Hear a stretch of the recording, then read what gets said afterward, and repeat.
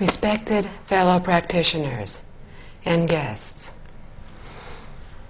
in the last 2 days, we have been speaking about overcoming the 3 poisons.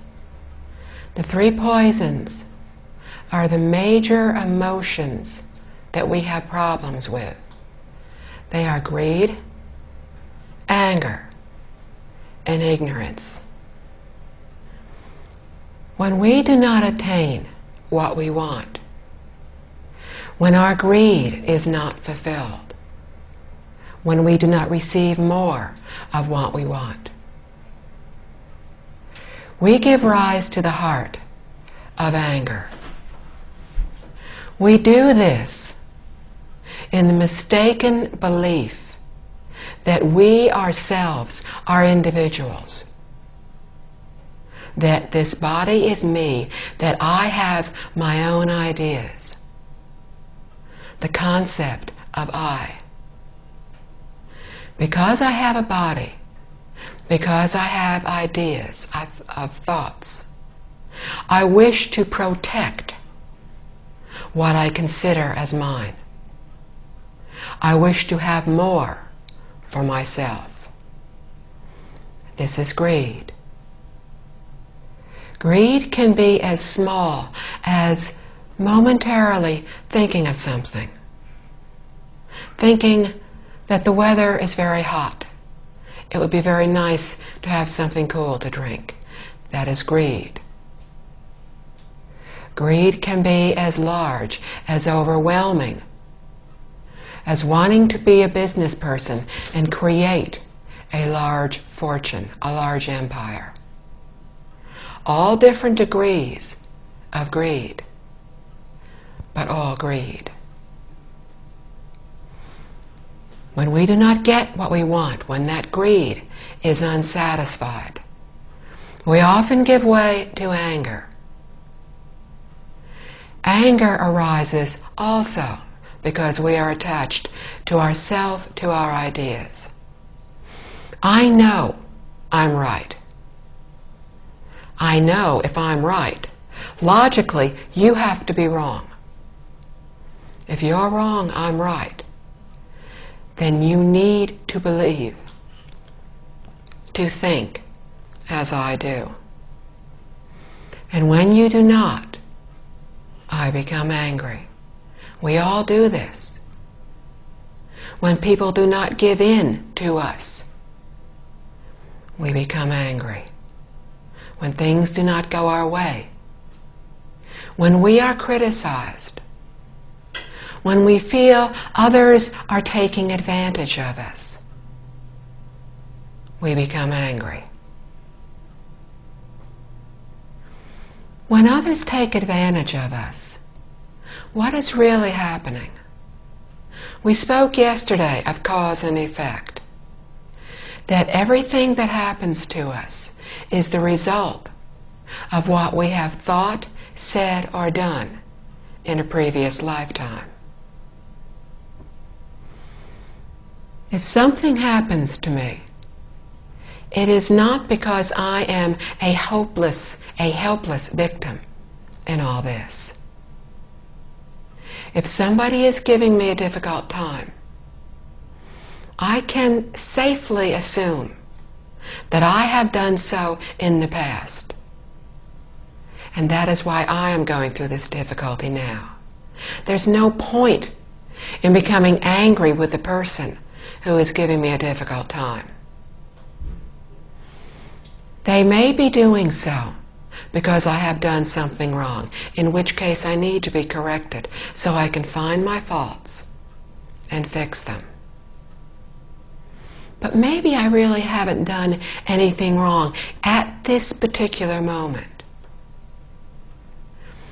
If they are unjustly accusing me of having done something that I have not done, then they have reduced my negative karma. They have helped me. How can I become angry? How can I want to become even when somebody has just done me a kindness? If we understand what is happening when we are having difficulties, we will no longer become angry. Or at least,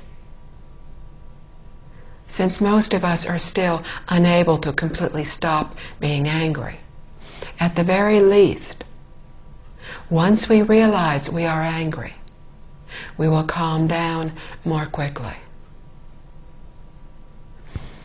Often, anger arises so easily, seeming so natural to us. We do not even realize we have become angry. We just think we're having thoughts, and we're so wrapped up in the thoughts that they may go on for a while before we even realize, once again, we have given in to our anger, when we promised ourselves we would not do so.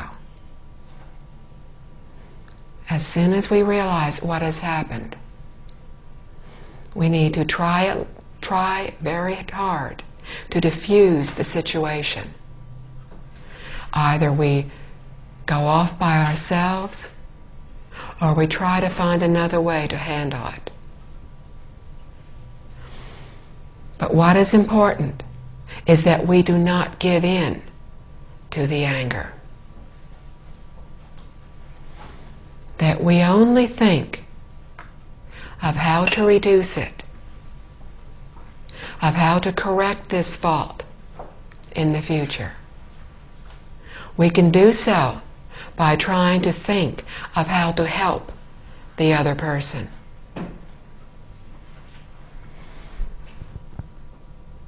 Why do we become angry? Because of greed.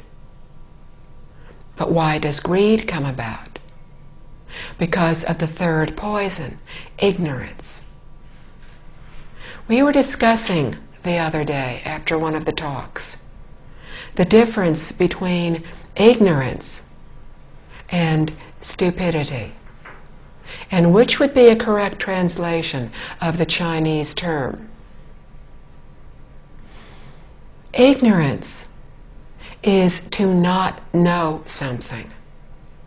It has an air of almost innocence about it. We simply do not know. Perhaps we were not taught. Perhaps we do not believe because we are unable to believe. Ignorance is improper thoughts and viewpoints. It is not knowing the correct, the proper way to think. Often because we have not been taught, often because somebody has told us, but maybe we doubted them. Doubt is also another poison. Let me tell you a story about ignorance. A long time ago, a priest in a well-respected religion decided that since it was a very special day in his religion, he would celebrate this by sacrificing the life of a goat. He called the attendants and told them, "Go to the stables, take a goat, take it to the river, wash it, prepare it for the sacrifice. Then, when it is prepared, bring it back to me." The attendants went to do so. They took the goat. They went to the river, and they started to wash it. Suddenly, the goat started to laugh. The attendants looked at each other and asked why the goat was laughing. The goat did not answer. And then just as suddenly, the goat started to cry. They again looked at the goat and said, "Wait a minute, first you were laughing, now you're crying. Why? The goat said, "Take me to your priest.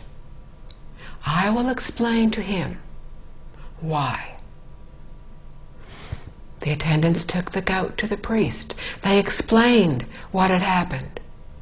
The priest realized this was a very special goat.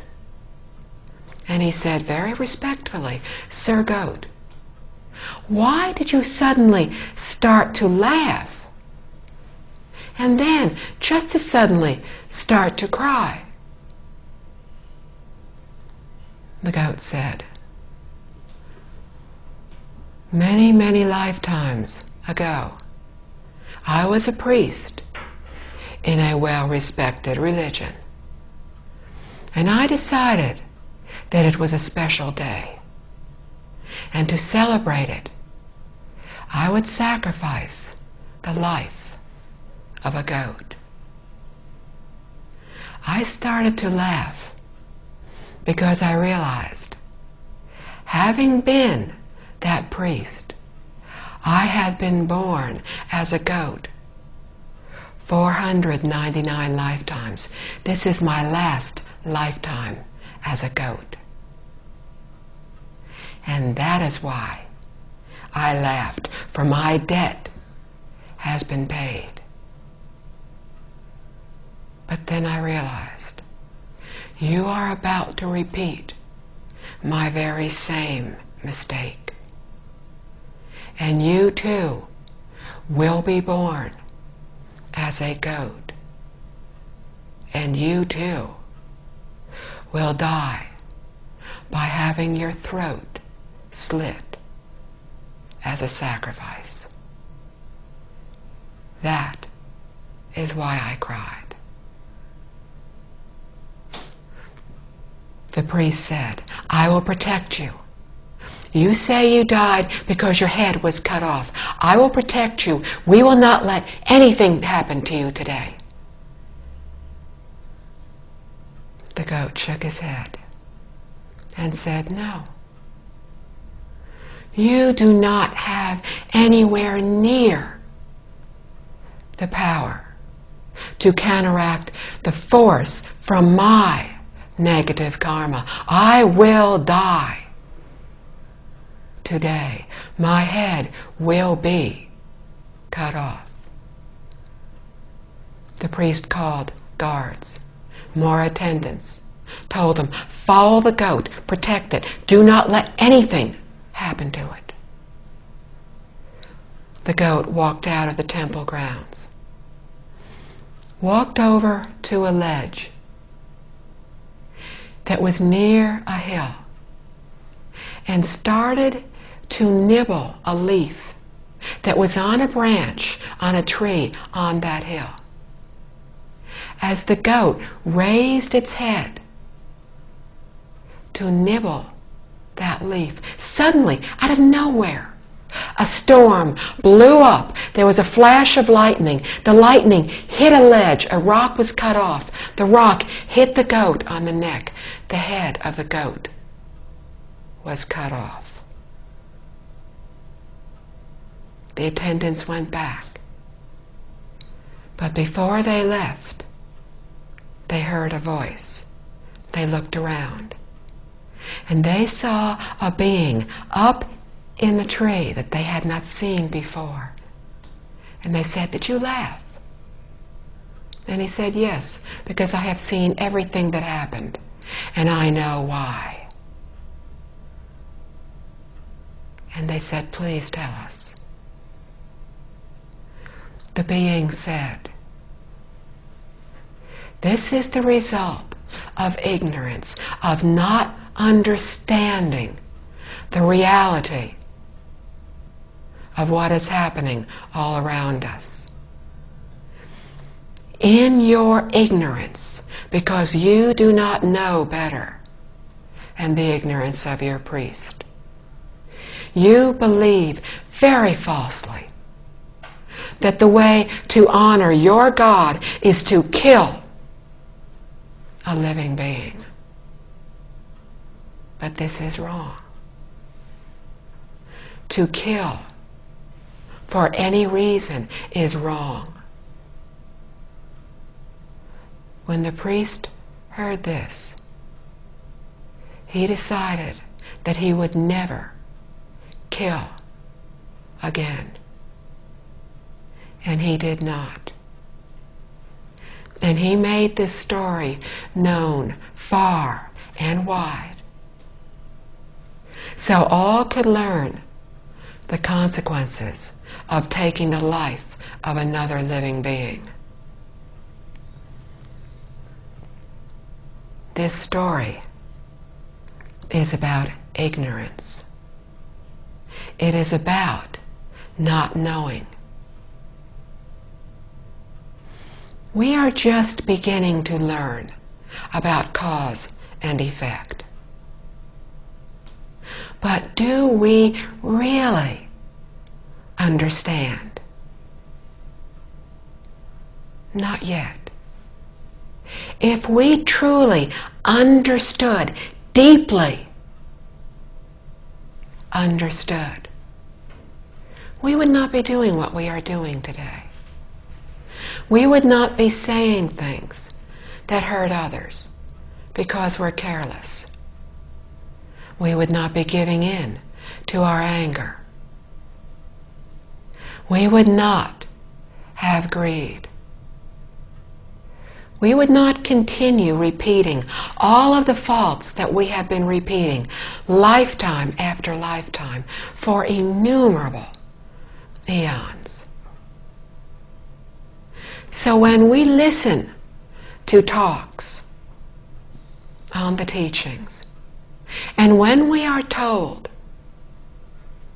that our every thought, word, and deed has a consequence that we will undergo in the future, we all say yes and shake our heads and agree. And while we are sitting in this room or in a similar room, we believe and we think that way because we are concentrating on this talk.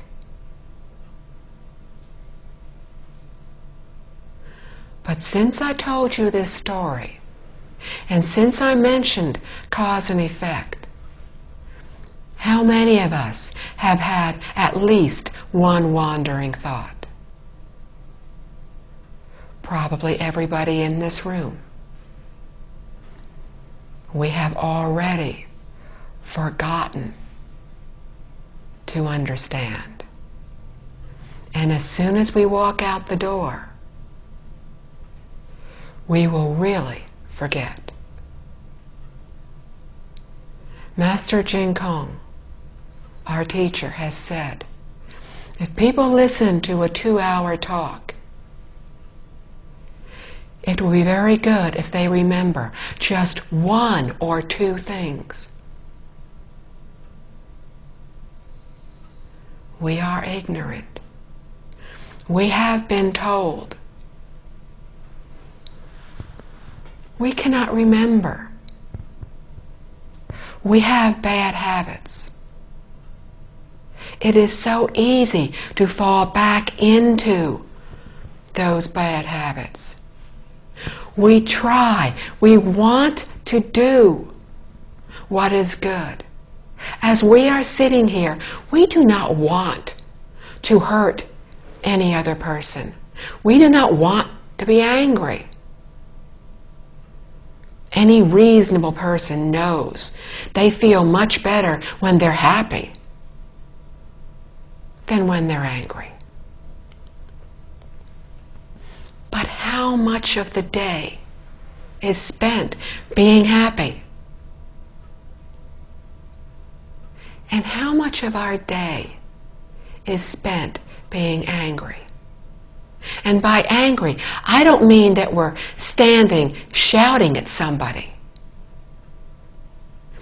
I mean that we may be just feeling resentment, irritation.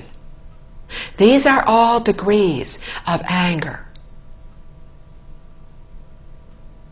Hatred is a very strong degree of anger, but it is only one of the most extreme degrees. Most of us don't feel hatred. But if we are still here, if we keep being born lifetime after lifetime, then all of us do feel anger. And that can be as small as resentment, minor irritations. Why are they having a good time? Why am I working so hard? Why aren't they helping me at work? If they have free time, they could come over and volunteer to help me. Why am I the one who always has to work so hard? This is anger. When we are driving to work and somebody pulls in front of us and we become irritated, that is anger. Why do they cut in front of me? I can't win when I'm driving. If I stay too close to the person in front of me, I'm told that's dangerous. If I pull farther behind, people always cut in front of me. I'll never get to work at this rate.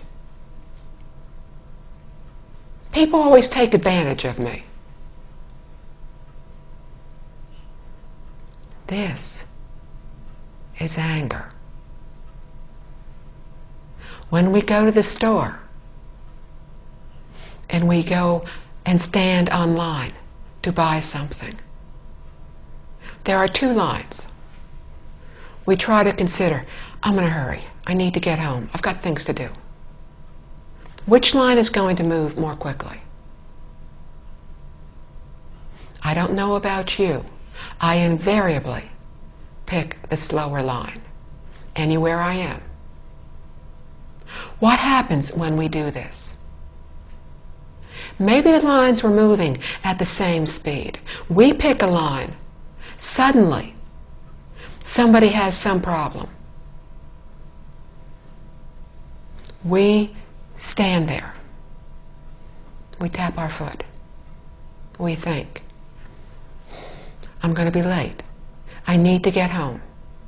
If this takes much longer, I'm going to be stuck in traffic. I'll be late. I won't get dinner made. I won't get something done. I'll be late for my meeting. This is anger. It is not the degree of hatred yet. But if we do not stop it now, in a future lifetime, it will be hatred. Hatred does not spring up out of nowhere. We give rise to hatred. And we were the ones who first started this cycle of resentment with this individual. Or maybe they started it. But this irritation goes back many lifetimes. One of us did something to hurt the other, unknowingly, carelessly, just not thinking. We were thinking of something else. Every lifetime we meet, because we will meet this person again. In reincarnation, we meet people many, many times. Those that we pass on the street and feel no connection with, that we never see again. We may have known before, but the conditions are not right for our knowing them again in this lifetime. Those we know now and spend more time with, we have strong affinities with. They may be good affinities, they may be bad affinities. Most of us have had the experience of meeting somebody, and instantly we feel very comfortable with them. We could sit down and talk to them for hours, as if we were old friends, and we are. We have also met other people who very honestly have done absolutely nothing. They said hello and we don't like them. They didn't do anything in this lifetime. But when we have a strong feeling like this, good or bad, it is because deep within us we do remember them. They may be pleasant remembrances. They may be unpleasant. But conditions are right for that affinity to grow stronger in this lifetime. Understanding why we feel the anger. Understanding that it will grow stronger. We know we need to stop it now, but we've all heard this before. But we still become angry. We still don't even realize we're becoming irritated until we have become irritated. Changing bad habits is unbelievably difficult, but to do so is to truly cultivate. When many people begin to learn of Buddhism, they think of cultivation as sitting in a lotus position, chanting a Buddha's name, a sutra, reciting a mantra, doing breathing meditation, sitting quietly, not letting any thoughts intrude. And this is what most people initially think of as concentration, but this is only the initial stage. Concentration and true cultivation are to take what we have learned, that sense of serenity, from our cultivation of reciting, of chanting, and to go back out into the world. That's where we truly cultivate. That is where it is so difficult to cultivate.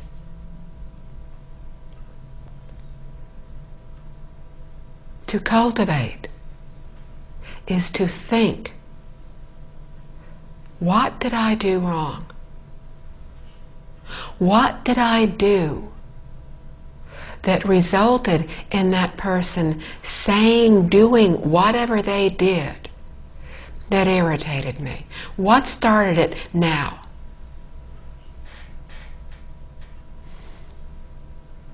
When we are trying to understand cause and effect, we will initially try to figure out, okay, what started this? If I am having something happen to me, what might I have done in an earlier lifetime that resulted in this?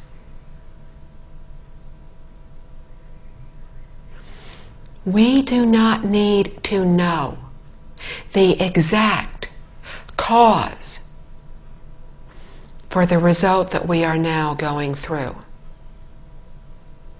Trying to figure this out can become wandering thoughts.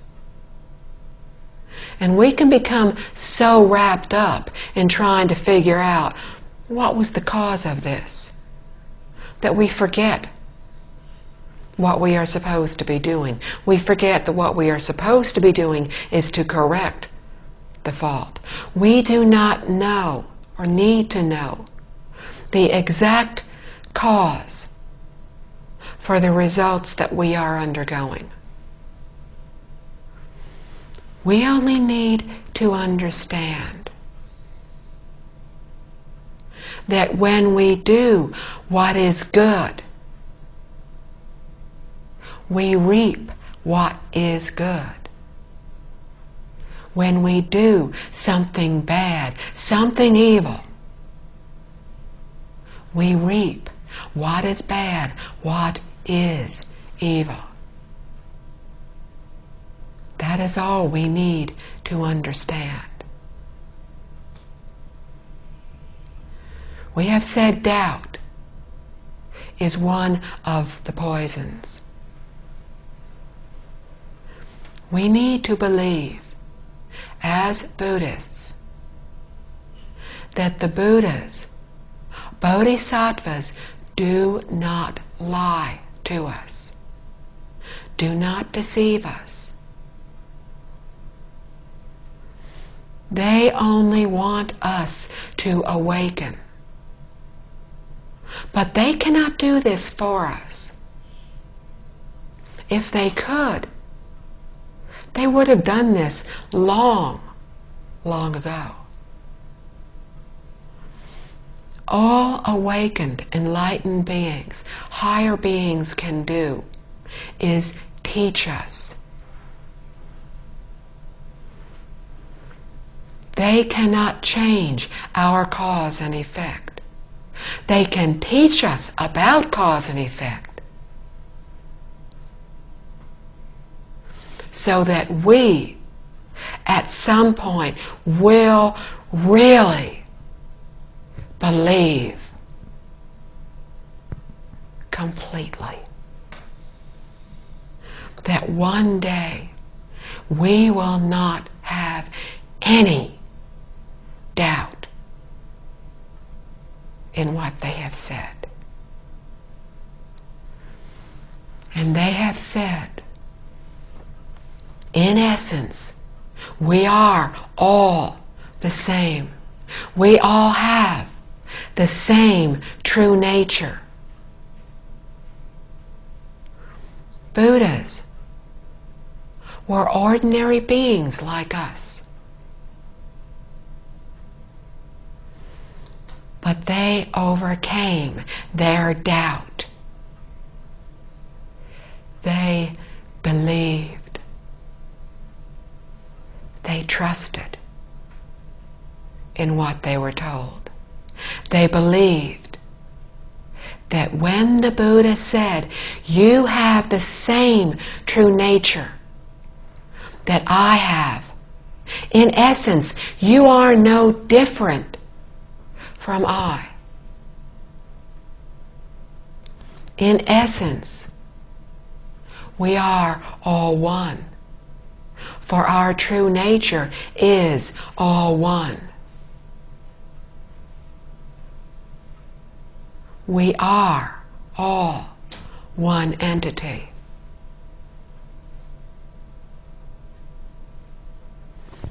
At some point, we will believe this. Until we reach that point, we need to immerse ourselves in the teachings. We need to listen to teachings, to chant a Buddha's name, to cultivate, to replace our wandering thoughts of greed, anger, resentment, irritation, ignorance, arrogance, selfishness. We need to replace all these with good, proper thoughts. thoughts of helping others. We can listen to the teachings. Unless we are able to recite, to say back word for word, and understand completely what is in even one talk, then we can listen to that talk again.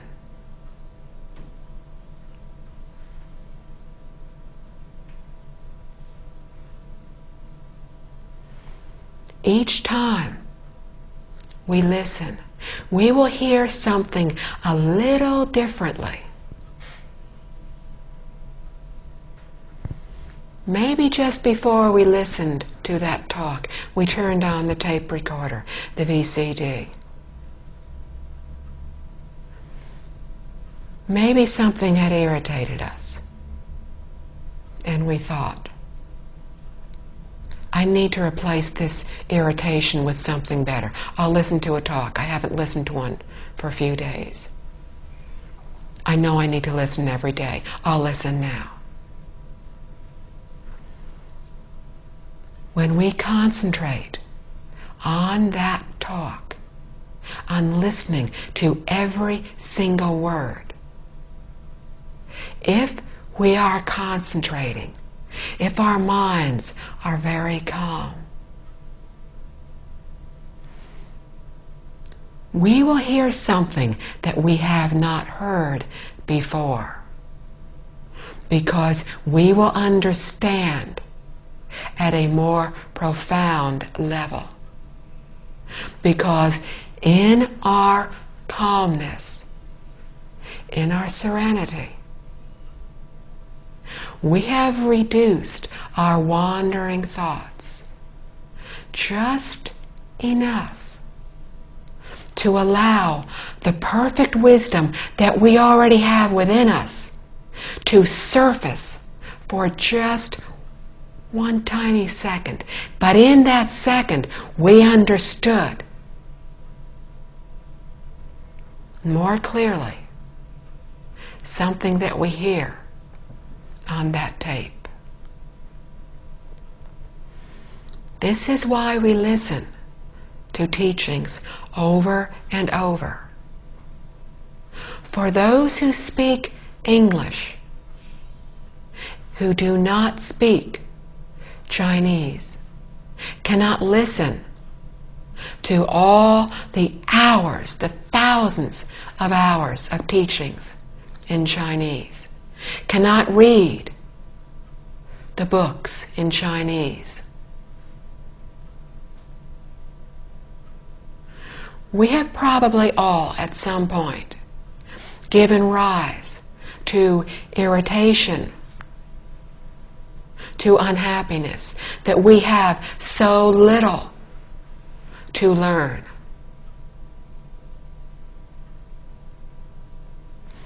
But have we perfectly learned everything that has been translated of our teachings?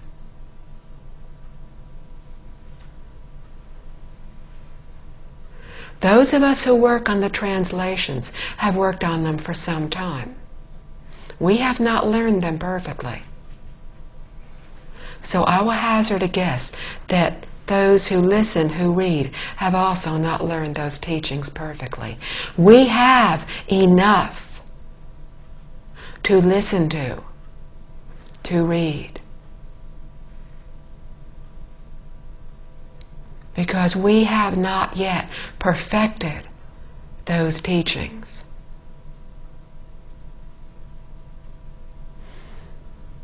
We have Liao Fan's 4 Lessons translated. A second edition will be out shortly.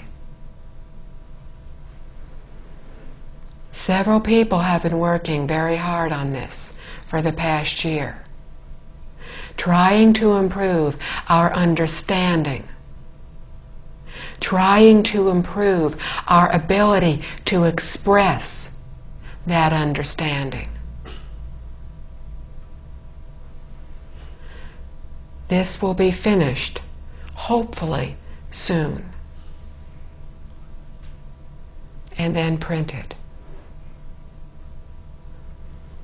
Liao Fan's 4 Lessons has an unbelievable amount of good teachings in it. It has everything we need to know. Teacher has said, for those people today, as great Patriarch Ingguang said at the beginning of the last century, people in his time, over 100 years ago, had difficulty understanding the sutras, and they were reading them in Chinese. They understood classical Chinese. Many people today who can read Chinese cannot really understand classical Chinese. And Master Ingguang, Patriarch Ingguang, the 13th Patriarch of the Pure Land School, said, read 3 books. One of them was Liao Fan's 4 Lessons. And at a time when printing was much more difficult, much more expensive than it is now, he printed over 1 million copies of the 3 books he recommended. It has been recommended that we read the book Liao Fan's 4 Lessons 300 times. We also have the commentary on it, Changing Destiny. That is what we are working on the 2nd edition of. Read Liao Fan's book to his son 300 times. As we read this seemingly very small book, very simple story, we will understand it more deeply each time. Read the commentary to understand it more deeply. Listen to the talks. We have everything we need in that book, in the commentary. Liao Fan's 4 Lessons is all about greed, anger, and ignorance. Because Mr. Liao Fan had all of these. But Mr. Liao Fan had the unbelievable good conditions to meet a good teacher. A good teacher is not necessarily the most famous, the most brilliant, the most articulate teacher. A good teacher is one who knows proper teachings and whom we have a good affinity with and can learn from. Mr. Liao Fan met his good teacher. He listened to his teacher. He very honestly answered his teacher's questions. And he paid very close attention to his teacher's answers. And he remembered everything he was taught. And he practiced those teachings from that moment on. When he left his teacher, he went to the statues of the Buddhas and Bodhisattvas, and he prostrated to them out of respect for the teachings. Then he thought long and hard about what his faults were. He was greedy. He very often lost his temper. He was very unkind to others. He didn't think about the feelings of others. He was very arrogant. He thought of each of his faults, and as he realized each fault, he corrected it. Those of us who have tried to do this realize how exceptional this man was. He wrote his book 500 years ago. He is well known throughout China. In other countries, his books have been translated. 500 years later, he is remembered. His book is widely printed.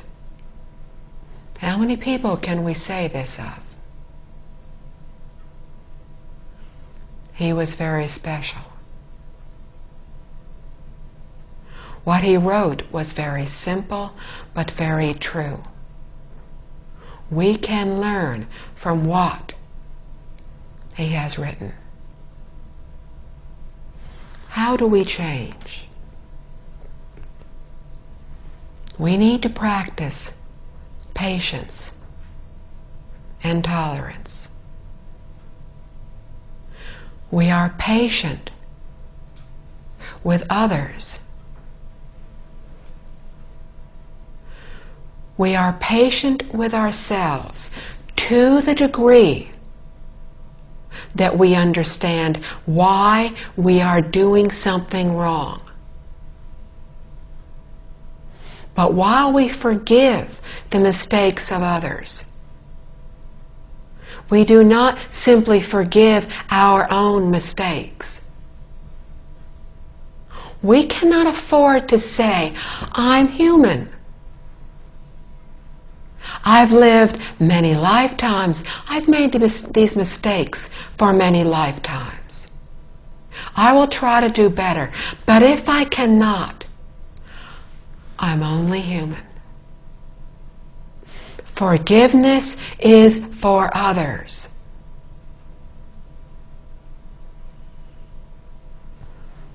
Courage, determination, is for ourselves.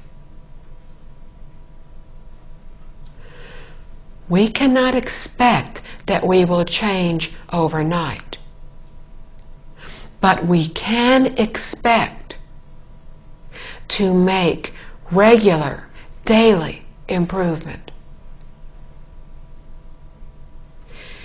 If we are correcting mistakes daily,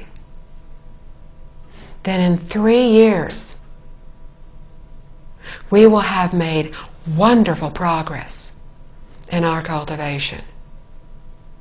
But if we are only correcting one fault every few weeks and feeling very good about this, we are really falling back. Because we are not correcting our faults quickly enough. We need to be correcting them daily. Mr. Liao Fan had pledged to do 3,000 virtuous deeds. It took he and his wife 10 years to do this. The second 3,000 deeds they accomplished in 4 years. So he too had difficulty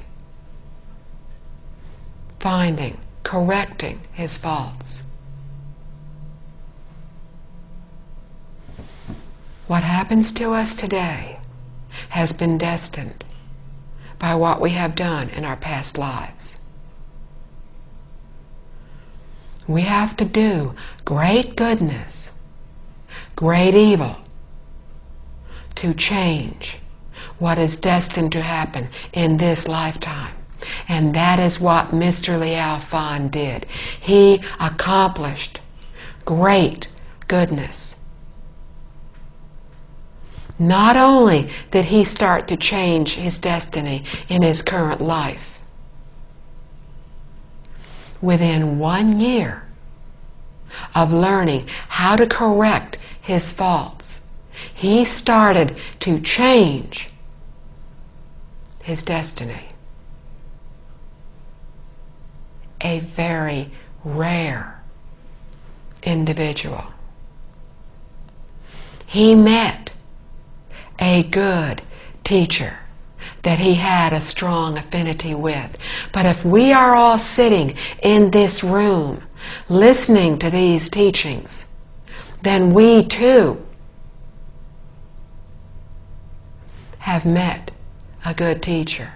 We too have good conditions, good affinities. We too can learn.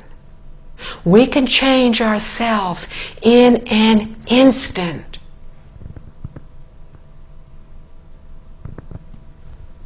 It all comes from within. Everything we need is already within us.